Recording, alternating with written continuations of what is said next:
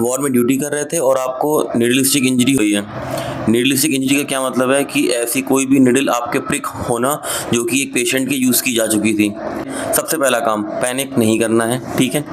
Second काम आपका क्या होगा? सेकंड काम ये है कि आपको अपना जो भी पार्ट है, जहाँ भी वो जो नीडल है जो प्रिक करी है, वो आपको सोप और वाटर से वॉश करना है, ठीक है। किसी भी एंटीसेप्टिक सॉल्यूशन का आपको वहाँ पे यूज़ नहीं करना है, किसी भी तरह के स्क्रब का आपको वहाँ पे यूज़ नहीं करना है। Just wash your part with soap and running water, ठीक है। सेकंड चीज़ आपको क्या करनी है? सेकंड चीज़ आपको करनी है कि अपने वार्ड इंचार्ज या फिर जो भी आपका वहाँ पे सीनियर अथॉरिटी है उसको इन्फॉर्म करना है कि मुझे इस पेशेंट की, जो कि इस बेड नंबर पे था, उसका ये नाम है, ये आईडी है, नीडल स्टिक इंजरी हो गई है, ठीक है। उसके बाद आपको क्या करना है? उसके बाद आपको करना है कि अपने पेशेंट का, या अगर वो पेशेंट आपका वार्ड में एडमिट है तो दैट मीन्स कि उसकी वहाँ पे फाइल भी होगी। उसकी फाइल पे आपको चेक करना है कि वायरल मार्कर का टेस्ट पहले हो चुका है या नहीं हो चुका है। अगर हो चुका है, क्या है वो पॉजिटिव है या नेगेटिव है। अगर in case viral marker negative है तो आपको परेशान होने की बिल्कुल भी ज़रूरत नहीं है। जस्ट आप अपना जो भी जहाँ भी साइट पर आपका प्रिक करा था उसको वॉश करिए, उस पर कॉटन लगा लीजिए, दैट्स ऑल।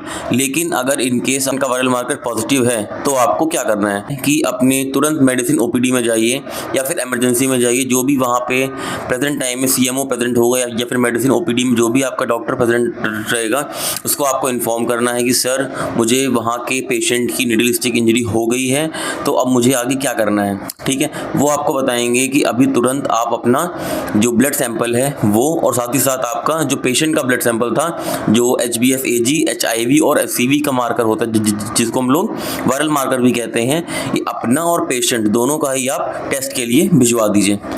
प्रोफाइलेक्सिस स्टार्ट होने के बाद आपको क्या करना है? तुरंत आपने अपना एक ब्लड सैंपल तो भिजवा ही दिया था। इन केस वो नेगेटिव आ रहा है, क्योंकि ऑन द सेम डे वो नेगेटिव आता है, क्योंकि उसका एक विंडो पीरियड रहता है, ठीक है। आपको 3 मंथ्स के बाद में अपना वायरल मार्कर का टेस्ट करवाना है और 6 मंथ्स के बाद आपको अपना वायरल मार्कर का टेस्ट करवाना है, ठीक है। उस टाइम तक आपको अपना पोस्ट एक्सपोजर प्रोफाइलेक्सिस जो कि 30 दिन का रहता है वो आपको कंटिन्यू खाते रहना है, ठीक है। फिर अगर आपकी 3 मंथ और 6 मंथ दोनों ही टाइम पे रिपोर्ट जो है वो नेगेटिव आ रही है तो आपको उसके बाद में टेस्ट करवाने की ज़रूरत नहीं है। That means you are negative. अब कुछ बच्चे ऐसे होते हैं जो घबरा जाते हैं कि भाई अगर हमें प्रिक हुआ था और हमने पोस्ट एक्सपोजर प्रोफाइलेक्सिस भी खाई थी, पेशेंट भी पॉजिटिव था, तो अब ऐसा तो नहीं कि मुझे बाद आने वाले टाइम में जो होगा वो पॉजिटिव, मैं पॉजिटिव आ जाऊंगा मेरे वायरल को। बच्चों मैं आपको बता दूं कि 0.01% चांस होता है कि अगर आप किसी पॉजिटिव पेशेंट की प्रिक नीडल आपको प्रिक करती है, ठीक है, तो it is a very very very least chance कि आपका इन्फेक्शन आप तक पहुंचेगा। इसीलिए मैंने क्या बताया कि 3 मंथ्स पे आप अपना पहला ब्लड चेकअप कराओगे और दूसरा ब्लड चेकअप आप अपना कराओगे 6 मंथ पे, ठीक है। और अगर 6 मंथ पे रिपोर्ट आपकी नेगेटिव आ रही है that means you are safe, no need to take post exposure prophylaxis, no need to panic. लेकिन अगर आपकी रिपोर्ट पॉजिटिव आती है सो आप अपना पोस्ट एक्सपोजर प्रोफाइलेक्सिस जो कि ART centre anti retroviral therapy जो होती है वो अपनी आप कंटिन्यू रखेंगे, ठीक है। लेकिन सबसे मेन चीज़ जो हम लोग भूल जाते हैं नीडल स्टिक इंजरी में वो है prevention of the needle stick injury. अगर आप एक स्टूडेंट हो या फिर आप एक स्टाफ हो अपने वार्ड के, तो हमेशा ये ध्यान रखिए कि रीकैपिंग नहीं करनी है। हमेशा अपने पास में किडनी ट्रे या फिर किसी तरह का डिस्पोज करने के लिए आइटम अपने पास में रखिए जिसमें आप यूज़ करने के तुरंत बाद ही नीडल्स को या फिर सिरिंजेस को डाल दें, ठीक है।